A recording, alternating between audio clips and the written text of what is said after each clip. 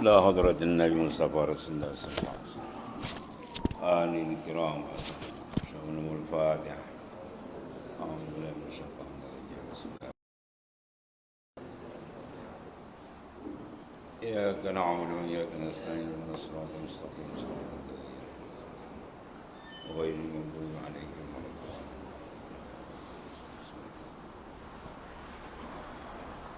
surah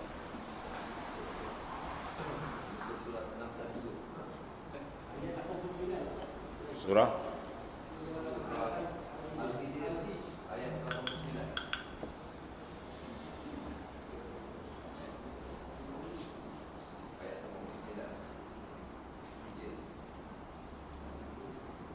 juz 4 juz 4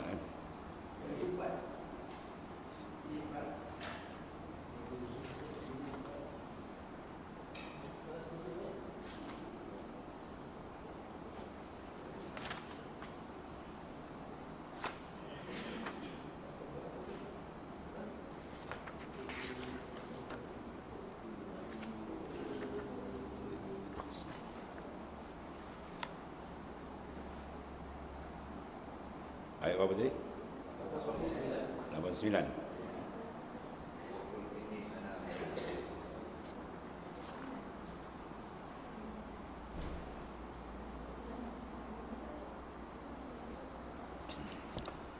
أعوذ بالله من الشيطان الرجيم وقل إني أنا النذير المبين كما أنزلنا على المقتسمين الذين جعلوا القرآن الدين ووربك لنسألنهم أجمعين عما كانوا يعملون.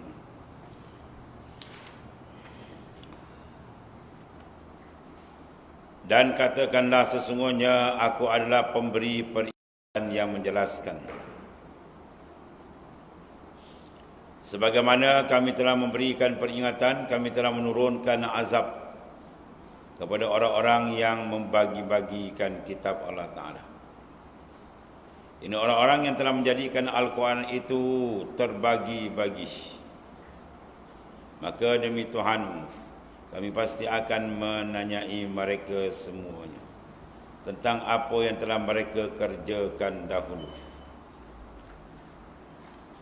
Tafsirnya, Allah Subhanahu wa Ta'ala berfirman, memerintahkan kepada Nabi-Nya sallallahu alaihi wasallam, Nabi besar Muhammad sallallahu alaihi wasallam, untuk menyatakan kepada orang-orang bahawa ia adalah Rasul yang memberi peringatan akan adanya azab yang pedih bagi orang-orang yang mendustakannya, sebagaimana yang telah dialami oleh umat-umat yang terdahulu yang mendustakan dan mengganggu nabi-nabinya.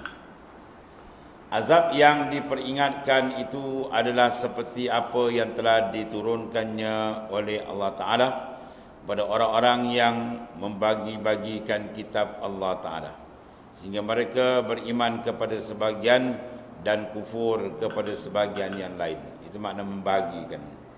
Betul, Allah Ta'ala memberikan amaran, afatu'minuna bi ba'dil kitab wa takfuruna bi ba'd. Fama jazaa'u man yaf'alu dzalika minkum illa khizyun fil hayatid dunya wa yaumal qiyamati yuradduna ila ashaddil 'adzab wa mallahu bighafilin amma ta'malun.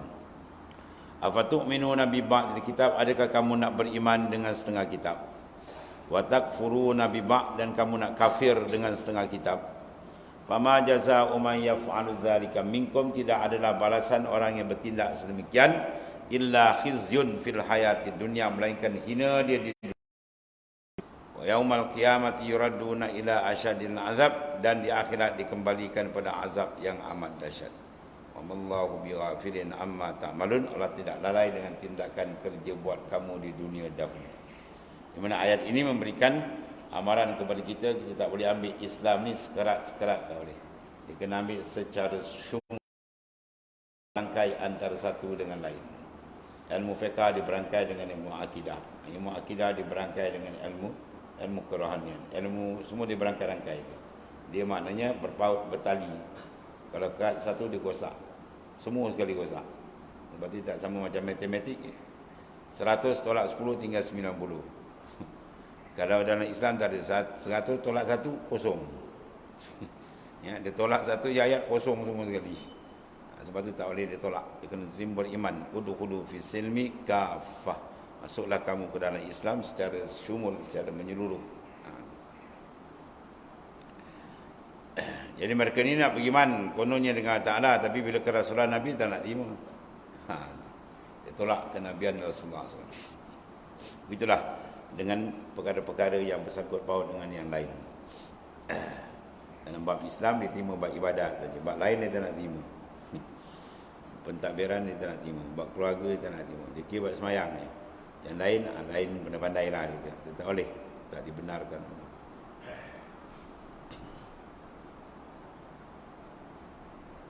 Di antara para mufassirin ada yang menafsirkan bahawa yang dimaksudkan dengan kata muqtasimin dalam ayat ini ialah mereka yang bersekongkol untuk menentang nabi-nabi. Dia berpakat, dia berpadu menghalakan serangan kepada para rasul, mengganggu mereka ataupun membunuhnya, sebagaimana yang telah dilakukan oleh kaum Nabi Saleh terhadap nabinya yang dikisahkan oleh Allah An-Naml pada ayat 49. Qalu taqasamu billahi lanubayyitannahu wa ahlahu summa lanaqulanna liwalihi ma syahidna mahlika ahlihi wa inna lasadiqun. Mereka berkata, bersumpahlah kamu dengan nama Allah Ta'ala bahawa kita sungguh-sungguh akan menyerangnya dengan tiba-tiba beserta keluarganya di malam hari. Kemudian kita katakan kepada warisnya bahawa kita tidak menyaksikan kematian keluarganya. Dan sungguhnya kita adalah orang-orang yang benar. Maknanya mereka telah merancang melakukan pembunuhan dan tipu muslihat dan terancang.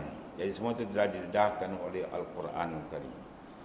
Dan sekaligus memberikan peringatan kepada kita bahawa begitulah hebatnya perjalanan dakwah ataupun seruan Islam yang dijalankan oleh para rasul alaihi wassalatu wassalam.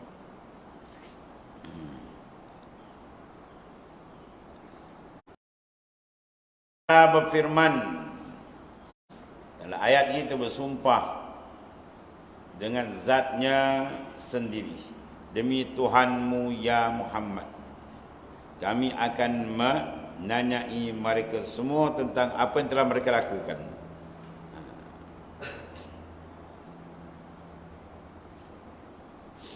Allah.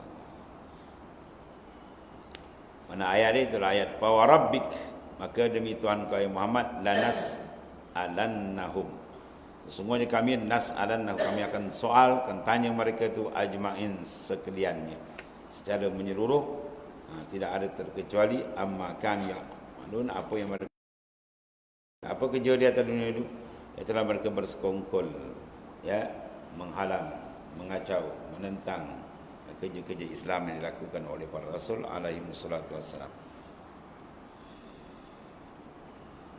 Ya Allah.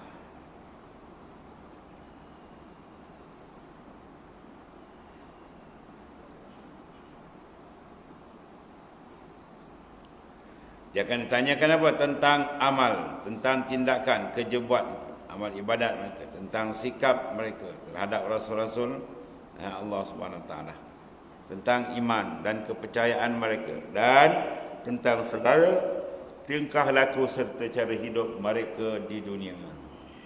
Ya, jadi semua itu akan disoal siasat oleh Allah Subhanahu Wa Taala dengan cara yang sangat rapi di akhirat. Tidak ada satu pun yang akan tertinggal. Dan semua itu akan diberikan balasan yang sempurna. Kemudian ayat Allah Ta'ala memberikan tasliyah, hiburan kepada baginda SAW. Iaitu fasda' bima tu'mar wa a'rid anil musyrikin. Inna kafainakal mustahzi'in. alladzina yaj'aluna ma'allahi ilahan akhar fasawfa ya'lamun. Wa laqad na'lamu annaka yadhiqu sadruka bima yaqulun fasabbih bihamdi rabbika wa kum minas sajidin wa'bud rabbaka hatta ya'tiyakal yaqin. Maka sampaikanlah olehmu hai Muhammad secara terang-terang, fasda bima tu'mar. Sebab di awal Islam Nabi menyampaikan Islam secara sembunyi dulu, kemudian cara berterang-terang. Itu strategi yang diatur oleh Allah Ta'ala.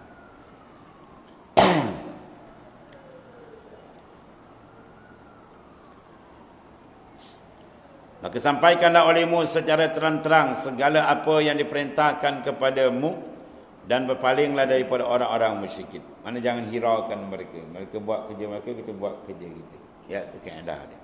Dia memang berlaku muwajahah. Aku punya, kita punya marhalah yang pertama. Marhalah yang pertama berjaya. Dia panggil marhalah tu ta'rif.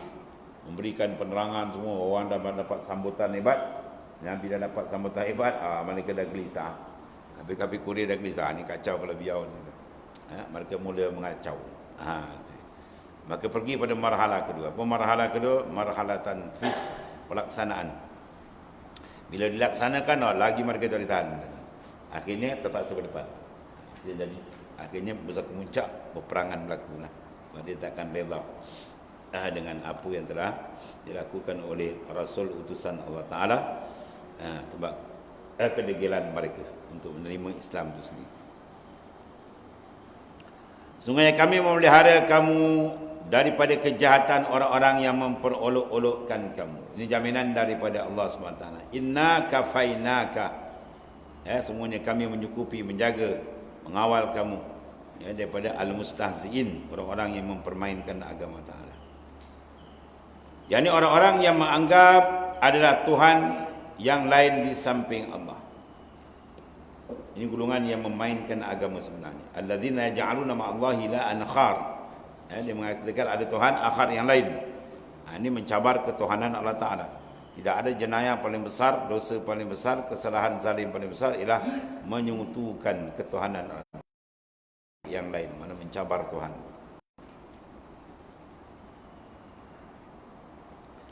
Maka mereka kelak akan mengetahui akibatnya, kesan-kesan di dunia apalagi di akhirat. Dan kami sungguh mengetahui bahawa dadamu menjadi sempit.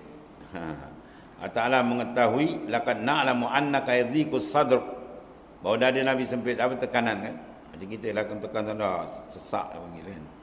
Dengan apa tu sempitan? Bima yaqulun, dengan ucapan-ucapan mereka itu, kenyataan mereka itu yang menghentam Islam maknanya. Ya, macam-macam benda ni semua dah dilalui oleh para nabi dan rasul alaihi wassalatu wassalam. Untuk orang yang beriman, dia menyambung kerja-kerja para nabi dan rasul. Ada pun orang kafir, dia menyambung kerja-kerja Abu Jahal, Abu Lahab sampai akhir zaman. Maka bertasbihlah dengan memuji Tuhanmu dan jadikanlah kamu di antara orang-orang yang bersujud. Ini yang salat. Dan berdepan dengan ini kita kena banyak berzikrullah maknanya. Ya, itu benteng kita. Sebab bila diuji, dalaman kita tak tahu dia bergegau. Tapi berkuat kemantapan dia dengan zikrullah, mengingat Tuhan, kasih cinta dia kuat, ada tenggelam yang lain. Sampai peringkat apa nak jadilah mati ke matilah maknanya. Ya. Batu mati dan mempertahankan agama lebih baik, kata Rasulullah SAW. Mautatun fi ta'atillah, mati kena taat Allah Ta'ala. Khairun, lebih baik, min hayati fi, hidup tapi melonggokkan maksiat dan mungkar. Itu arahan Rasulullah SAW. Dan sembahlah Tuhanmu sampai datang kepadamu ajal yang diyakini. Itu mana wa'bud rabbak, sembah oleh tahu akan Tuhan kamu, hatta sehingga ya'tika, datang akan dikau al-yakinu, oleh keyakinan. Ini ilmu sesat yang ambil ayat ni. Sembah Tuhan sampai yakin. Kamu sembah Tuhan dah yakin tak? Dah, tak payah lagi. Dah yakin. Ya, orang kampung tengok, betul ayat Quran kan? Buka surah memang betul, ayat memang sama bunyi, tapi makna dia lain. Makna yakin sini bukan yang dipaham secara zahir. Cara zahir maknanya apa? Menerima hati yakin. Yakin di sini bukan mana tu? Yakin di sini ialah al-maut, mati. Sebab mati itu semua yakin. Orang beriman pun yakin, orang kafir pun yakin dia akan mati. Itu maksudnya sembah oleh kamu hatta ya'tiyakal yakin, bermakna hatta ya'tiyakal maut. Kena buat kerja Islam, kena buat ketaatan pada Tuhan sampai mati. Ya, itu makna.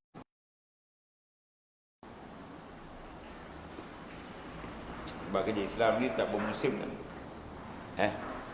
Kerja Islam, amalan Islam ni macam Mekah, macam buah duku, buah langsat, macam Dian Musangking ada. Dia ada musim. Banyak kalau kita kadang dia musim haji, wah dia duduk Mekah macam Tok Ali kan. Dia balik Mekah dah lain giar tu kau. Dia tak ada kan. Ibadat tak ada musim. Di mana saja kita berada, kita bertuhankan Allah Ta'ala. Ya. Lagi makin lama, lagi makin smart kita punya amalan. Lagi cantik. Sebab apa? Sebab kita makin dekat dengan pintu kubur. Makin dekat, lagi dia kena bersungguh. Dia tak sama dengan kerja kerajaan kan. Dia lama-lama dia pencen kan. Kerja dengan Tuhan tak ada pencen. Bahkan di akhir lagi akhir lagi hebat sebab saat dikira di situ. Al-ibra bil sama ada dia selamat di sana atau tidak dikira di mana? Di ujung umur. Mana merupakan perkara yang makin dekat, maka yang paling mencemaskan kita. Jadi ibadat sampai hatta ya'tiyakal yakin, ay hatta ya'tiyakal maut, sampai kita menghembuskan nafas akhir. Tafsirnya Allah SWT berfirman dalam ayat di atas, mafhum dia ialah memerintahkan kepada Rasulnya SAW untuk menyampaikan apa yang diutuskan kepadanya. Itu kerja Nabi itu. Ya, orang nak terima atau nak terima itu soalan, sampaikan.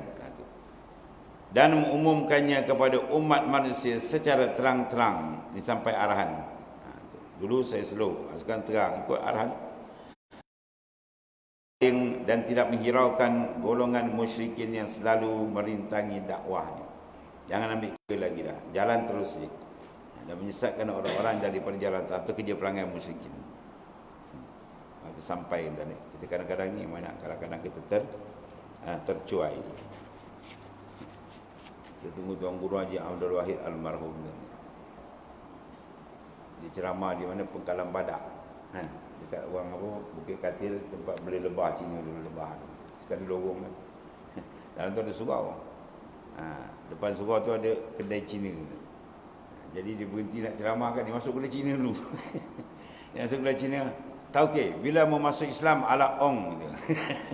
Ya haji. Maknanya apa? Paling tidak pun dakwah dia dah sampai. Paling tidak. Yang kita yang kawal pergi kedai-kedai hari tak pernah buka mulut pun suruh dia masuk Islam. Tak pernah buka mulut pun suruh ajak dia kepada agama Allah Ta'ala. Sekarang dia berkawan dengan Cina tu 20 tahun. Ni dijumpa first time jumpa dah tahu. Bila mau masuk Islam, tahu ke? Masuk Islam ala ong tahu. Ya kata. Sekurang-kurang apa? Dia dah sampai kan. Mu'alim lain macam dia menjaga kan. Mu'alim. Mana dia jumpa dia tak kira. Allah. Diriwayatkan pula daripada Abu Ubaidah bahawa Abdullah bin Mas'ud radhiyallahu anhu dahulunya pada permulaan lahirnya Islam, Rasulullah SAW melakukan dakwahnya dengan sembunyi-sembunyi, secara khafi. Fasda' bima tu'mar, barulah Islam itu disampaikan secara jelas terang-terang. Maka keluarlah baginda SAW dari cara bersembunyi kepada berdakwah agama Allah Ta'ala dengan terang-terangan sesuai dengan perintah Ta'ala tersebut dalam ayat di atas. Fasda' bima tu'mar, ya. Maka sampaikanlah olehmu secara terang-terang. Wa arid 'anil musyrikin, jangan hiraukan orang musyrikin, peduli dengan dia. Jalan terus. Kemudian Allah berfirman, telah memelihara kamu dari kejahatan dan gangguan orang-orang yang selalu memperolokkan kamu. Ya, inna kafainakal mustahziin. Kami telah memelihara kamu dari golongan mustahziin, orang yang memperolok-olokkan. Si jahil tadi tak tahu dia perolok macam-macam. Disebut dalam riwayat Yazid bin Ruman bahawa Urwah bin Az-Zubair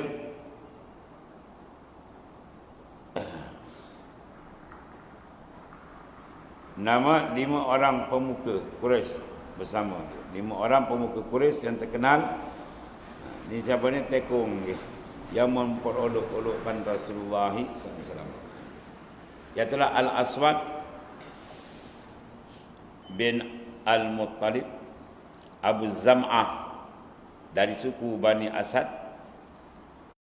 Al-Aswad bin Abi Yaghuz dari suku Zuhrah, Al-Walid bin Al-Mughirah dari suku Bani Makhzum, Al-As bin Wa'il dan bin Hisham dari suku Bani San, dan Al-Haris bin At-Tula daripada suku Khuza'ah. Kepada mereka ini yang selalu mengolok-olokkan Rasulullah SAW, mengejek dan sebagainya, dan menganggap bahawa ada Tuhan selain daripada dia ni. Dia punya apa yang liar sikit, golongan liar ni. Kemudian Allah Ta'ala mengancam bahawa kelak mereka akan mengetahui betapa buruknya akibat perbuatan dan olok-olok mereka itu terhadap diri mereka sendiri. Mana bala kena kata sendiri.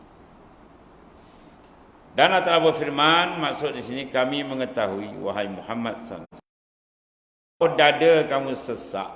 Macam kita lah, kita kan banyak kan sesak dada kita kan, macam-macam masalah.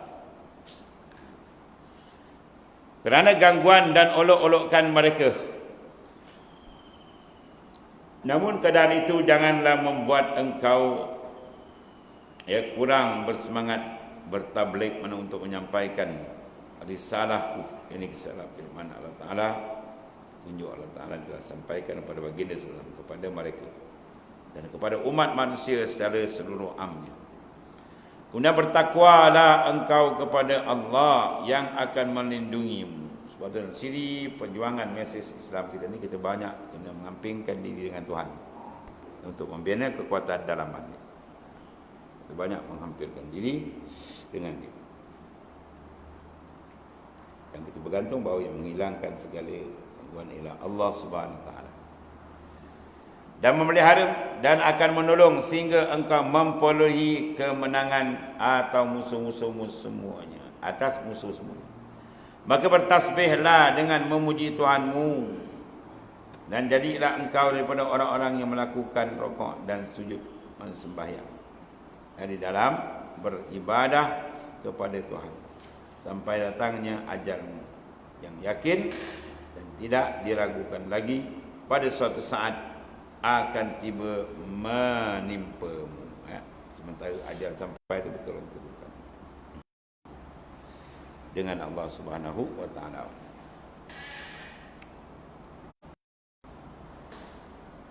Guna perkataan al-yakin, wa'bud rabbaka hatta ya'tiyakal yakin. Apa makna al-yakin sini? Nah, ayat ini menurut jamhurul mufassirin, majoriti ulama-ulama tafsir, yang dimaksudkan dengan al-mufassirin, dimaksudkan dengan al-yakin ialah kematian. Kematianlah benda yang diyakini oleh semua orang. Ya. Kalau kafir lagi sebut mati lagi dia takut. Dia tengok dulu lain macamnya. Macam mau mati sudah pucat. Weh, yang sebut dah. Itu suwi. Dia juga takut mati. Itu suwi. Suwi, malaikat mau datang, suwi itu suwi. Dia jalan terjongkang lagi. Kita tak pertikaikan mati, tapi kita nak siap bekalan nak menyambut dia. Dia pasti datang. Soalan dia, macam mana dia datang besok ya? Kita dah siap atau tidak? Itu je. Atau perkataan yakin mana? Yang ada setengah daripada ilmu sesat diselewengkan mana? Quran kata sampai yakin kau sembahyang takkan tak yakin. Ada yakin tak payahlah sembahyang lagi, dia dah yakin.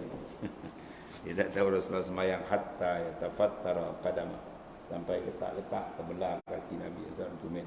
Ya. Agak-agak sembahyang ke 10 rakaat tak letak lagi dan itu ibadat Rasulullah punya hebat. Dia sedangkan dah dijamin.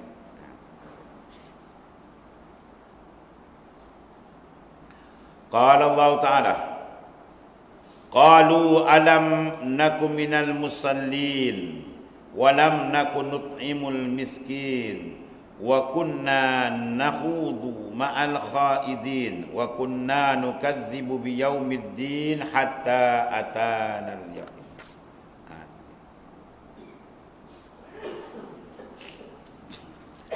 Artinya mereka berkata, kami dahulu di dunia orang yang melakukan salat, berarti tak beriman, dan tidak pula memberi makan kepada orang-orang miskin melalui sumbangan zakat ataupun yang lain. Tak ada kita bagi. Ya, dia berdalin dan dia kawat-kawat, dia buntung, kumpul lagi sampai malaikat mau datang. Dan adalah kami membicarakan yang batil semasa dengan orang-orang yang membicarakannya.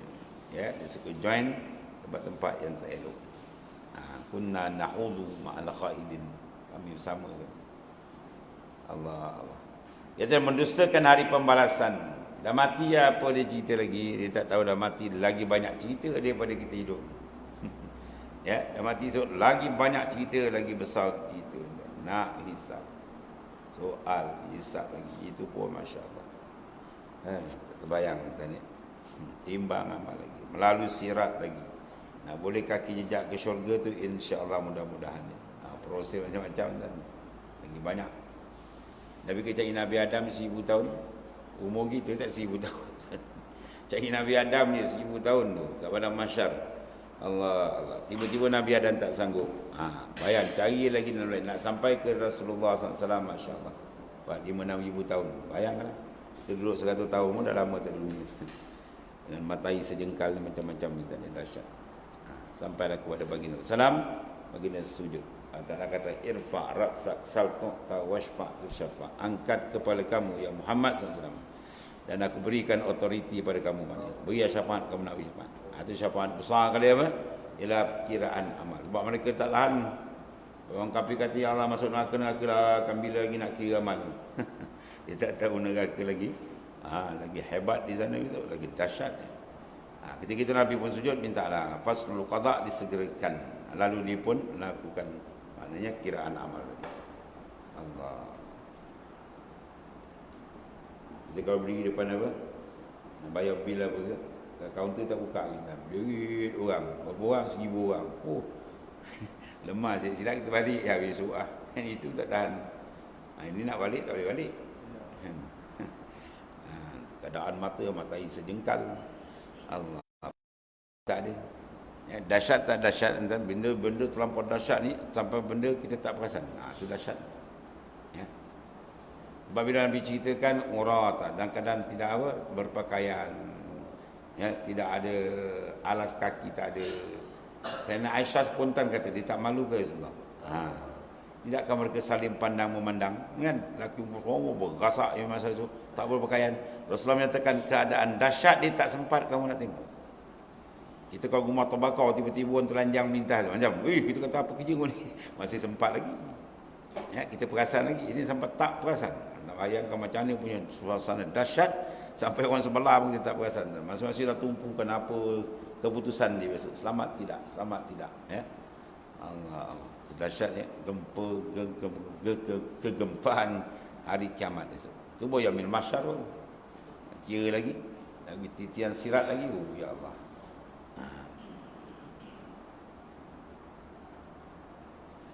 Mereka berkata kami dahulu tidak termasuk orang-orang yang menunaikan salat, ya. Dan tidak pula memberi makan kepada fakir miskin. Dan adalah kami membicarakan yang batil bersama dengan orang-orang yang membicarakannya. 3. Dan adalah kami mendustakan hari pembalasan. 4. Dari kiamat. Hingga datang kepada kami kematian. Habis. Hingga ajal sampai. Barulah dia terperanjat. Kes ni semua ni kes besar ni semua. Dan ni kes paling besar. Sembayang dia tak buat. Itu menandakan di sini bahawasanya azab orang kafir ni dia double. Pertama, di kekufuran di sini. Yang ketiga, amalan-amalan yang sepatut dia kena buat Tapi dia tak buat sebab dia kafir pun kena juga. Ada kena juga. Dalil ayat bila orang beriman tanya masalah kakum fis saqar. Kenapa kamu tersumbat dalam neraka sakar? Dia jawab walam nakum minal musallin. Kami tak semayang. Padahal dia kafir. Habis nak semayang masuk Islam lah. Tinggal kalau kotor najis kafir itu masuk Islam dan sembahyang lah. Itu yang disuruh oleh Ta'ala maknanya. Jadi maknanya dia kena dua lah. Walaupun di atas dunia dia tak kena mana khitab taklif syar'i kan. Mana kita tak wajib suruh dia semayang sebab dia kafir. Tapi dosa tu dia kena tanggung di akhirat. Ya, berdasarkan ayat. Dijawab. Jawapan ahli neraka dalam neraka sakar minal musallin. Kami tak semayang dulu. Jadi dosa tak semayang dia kena juga. Di ayat ini menjadi satu dalil bahawa salat dan sembahyang itu wajib atas tiap-tiap orang yang baligh. Sebab kaedah dia bila datang amal yang disuruh, kemudian dijanji dengan azab besar bila meninggal, atau mana dosa itu dosa besar, amalan itu amalan besar. Jadi orang yang baligh dan dalam keadaan akalnya waras, itu syarat-syarat dah berpandu pada hadis-hadis keterangan yang lain. Ya, dia balik, sekali tak balik, budak tu tak wajib, tapi bapa adalah wajib. Muru auladakum bis-salat iza balagat sami wajibuhunna iza balagal ash. Suruh anak kamu sembahyang bila sampai umur 7 tahun dan rotan apabila sampai 10 tahun. Itu mana ada tanggungjawab pada wali. Ada pun budak sendiri belum lagi, wali tak ada lah, tapi disuruh. Sebagaimana diriwayatkan oleh Imam Bukhari bahawa Rasulullah SAW bersabda, Salli qa'iman fa in lam tastati' fa qa'idan fa in lam tastati' fa ala jambin. Salli, mana sembahyang oleh kamu. Salli sembahyang. Musalla tempat sembahyang. Dia bahasa Arab dia pusing-pusing kalimah tahlil. Musalla ai mahallus salat, tempat sembahyang. Musalli mana orang yang sembahyang. Ini fi'il amar, datang salli, mana sembahyang olehmu, salat oleh kamu, qa'iman dalam keadaan berdiri. Menandakan berdiri adalah rukun sembahyang. Sebab Nabi suruh dengan mensifatkan sekali sifat yang perlu dibuat, ialah qa'iman, berdiri. Ulama bahas pula berdiri macam mana? Berdiri pada uruf lah. Pada uruf maknanya bila orang pandang dia tu orang panggil berdiri. Ada juga setengah tu sembahyang dia bongkok ni. Tak berapa ekor jin dipiara tu. Dia sebab yang kat takbir kan, dah bongkok ni nak, akbar. Orang dah bongkok bertangkap, ekor ditangkap. Dia tengok biasanya lah, tak ada apa pun. Kalau dia memang dah bongkok, ada lain lah. Kiam dia macam tu, sebab dia memang kat tu dia kuasa. Ini biasa, tak ada apa, bila semayang pula. Dia bongkok dulu. Dah bongkok betul berubah. Akbar, melekat ditangkap. Macam-macam kesin. Dia ulama fiqh tak uruf. Uruf macam ni kalau bongkok dia orang panggil berdiri tak? Bila orang kata tak panggil berdiri, mana tak sah qiyam. Bila tak sah qiyam, semayang tu tak sah. Macam bahaya tu. Mana biar dia qiyam bagi orang kuasa. Ada pun orang tak kuasa dah bongkok udang ke apa, ada berdiri sekadar dia lah. Kemudian kalau tak kuasa, fa illam tastati', kalau mu tak mampu, nak berdiri sakit, macam-macam kan? Semayang pula duduk, pakaidan. Mana wajib dia kena duduk. Bila syarat tu, syarat jika tak mampu. Ini ulama kata sembahyang wajib. Ada pun sembahyang sunat, ada lain. Ada hadis lain. Bahawa kalau tak mampu nak sembahyang sunat, boleh sembahyang duduk. Dia boleh mampu saja nak duduk, maka hilang separuh pahala dia. Ya, sah. Ya. Kemudian dia bagi mulut lagi. Kan? Hilang separuh lagi. Orang kata, wah dia rajin sembahyang sunat. Sampai baring, rupanya malas. Ya, baring sembahyangnya. Hilang separuh. Tapi dapat lagi pahala daripada tak buat terus kan. Wajib disyaratkan tak mampu baru dia boleh pindah. Ya, maknanya atas tartib. Tak boleh berdiri baru duduk. Tak boleh duduk baru baring. Tak boleh baring melentang. Itu dah hadis lain lah. Sampai peringkat selagi akal dia ada, dia kena sembahyang. Dia tak boleh nak tinggal sembahyang. Dah tak boleh mata pun tak boleh buka. Kejam akan bayangkan hakikat sembahyang. Mana dibayangkanlah dia berdiri. Bayangkan dia rokok, bayang sampai habis salam. Nak tinggal tak boleh. Kecuali kalau akal dia bilang boleh. Ya. Itu menandakan apa? Sembahyang ni imad, tiang agama. Paman tarakaha faqad hadamad din. Cuba tinggalkan dia, diruntuhkan agama. Ya. Sebab keperduan selepas daripada iman akidah ialah as-salah. Sembahyang itu besar. Dan awwalu ma yuhasabu yaumil qiyamah as-salah. Awal-awal dihisab di kiamat pun sembahyang. Bila dihisab sembahyang settle, yang lain tu mudah. Ya, kalau sembahyang sangkut, ya habis. Yang lain berat kerja. Kalau tidak dapat melakukan salat sambil duduk, ya, dan pula tidak dapat, maka salat dengan berbaring. Sembahyang macam-macam huraian dalam apa? YouTube kan. Ada sembahyang macam ni, sembahyang duduk, dia kata tak sah, yang ni pula tu macam-macam. Tengok keadaan lah.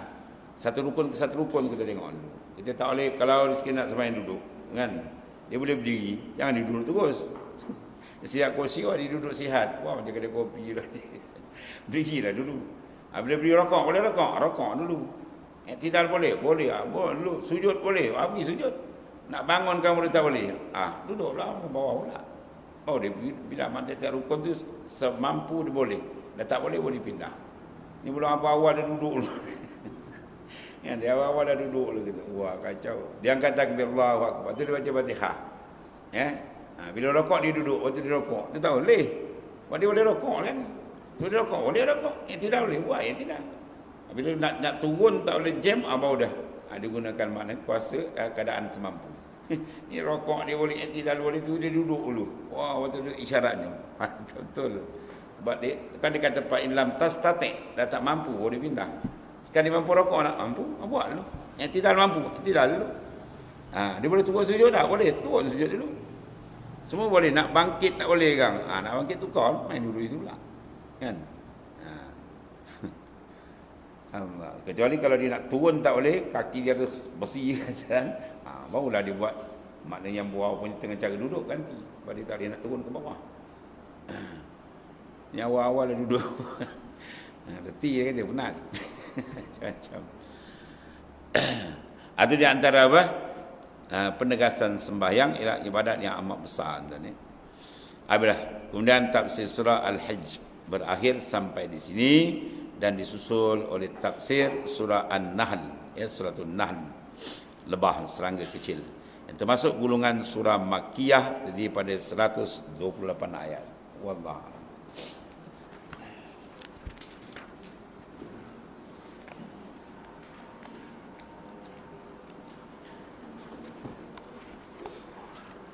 Bismillahirrahmanirrahim.